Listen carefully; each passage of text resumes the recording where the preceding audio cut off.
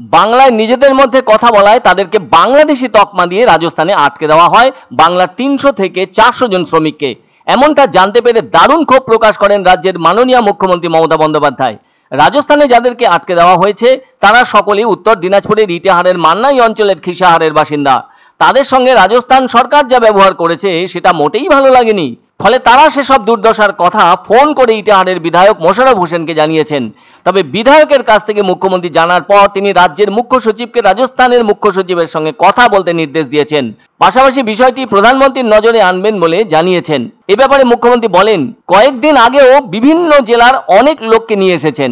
বাংলা ভাষায় কথা বললেই বিজেপি শাসিত রাজ্যগুলিতে বাংলাদেশি বলে আটকে দেওয়া হচ্ছে। তিনি বলেন, বাংলা ভাষায় কথা বলাটা কি অপরাধ?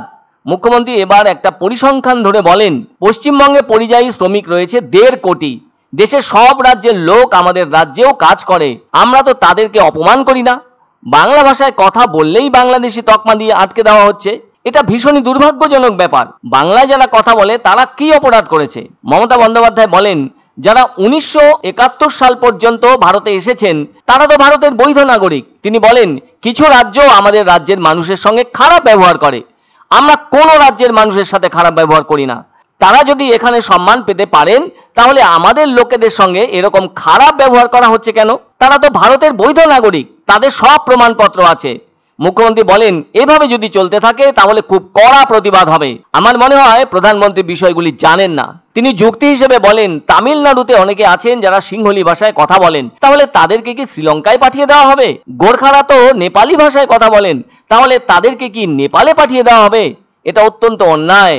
যাদেরকে আটকে রাখা হয়েছিল তাদেরকে প্রথমে এত গরমে খোলা মাঠে রাখা হয়েছিল, তারপর আম্বেদকর ভবনে আটকে রাখা হয়েছে। এদিকে মুখ্যমন্ত্রী বলার পরই রাজ্য প্রশাসন যোগাযোগ করে রাজস্থান প্রশাসনের সঙ্গে। অবশেষে আটকে থাকা ইটাহারের সব বাসিন্দাকে ছেড়ে দেওয়া হচ্ছে বলে জানা গেছে। কিন্তু আমাদের বাংলা ভাষায় কথা বলা কি অপরাধ? বাংলা ভাষায় কথা বললেই বাংলাদেশি বলে দেওয়া তকমা দিয়ে তাকে আটকে দেওয়া হচ্ছে। আজকে আমার কাছে খবর এসেছে প্রায় 300 থেকে 400 পরিযায়ী শ্রমিককে রাজস্থানের একটি ভবনে বন্দি করে রাখা হয়েছে, আটকে রাখা হয়েছে। সেম জিনিস আরো অনেক রাজ্যে হয়েছে যেখান থেকে আমরা অলরেডি তাদের নিয়ে এসেছি।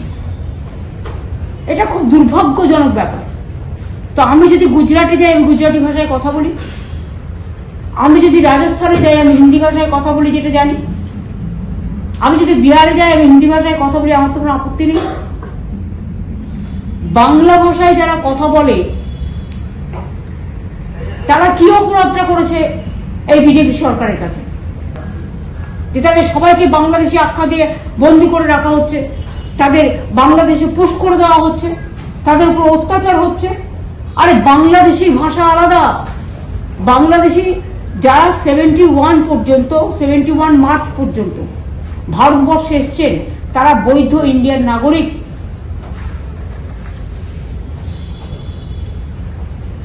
অ্যাজ পার বঙ্গবন্ধু মুজিবুর রহমান আর ইন্দিরা গান্ধী চুক্তি অনুযায়ী তখন তারা ছিলেন, তারা দেশের দায়িত্বে ছিলেন, এখন নেই। কদিন আগেও আমরা বিভিন্ন জেলার লোকেদের নিয়ে এসেছি রিলিজ করে।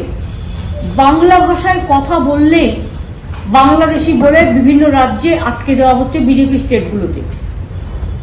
আমার কথা হচ্ছে, বাংলা ভাষায় কথা বলা কি অপরাধ? বাংলাদেশ বাংলা ভাষায় কথা বলে, বাংলাদেশি আলাদা। আর ইন্ডিয়ান যারা ইন্ডিয়ানদের সমস্ত আইডেন্টিটি থাকা সত্ত্বেও, সব দেখানো সত্ত্বেও পরিযায়ী শ্রমিক আমার রাজ্যেও 1.5 কোটি আছে। সব রাজ্যের লোক আমার রাজ্যে কাজ করে, তাদের তো আমরা কখনো অসম্মান করি না।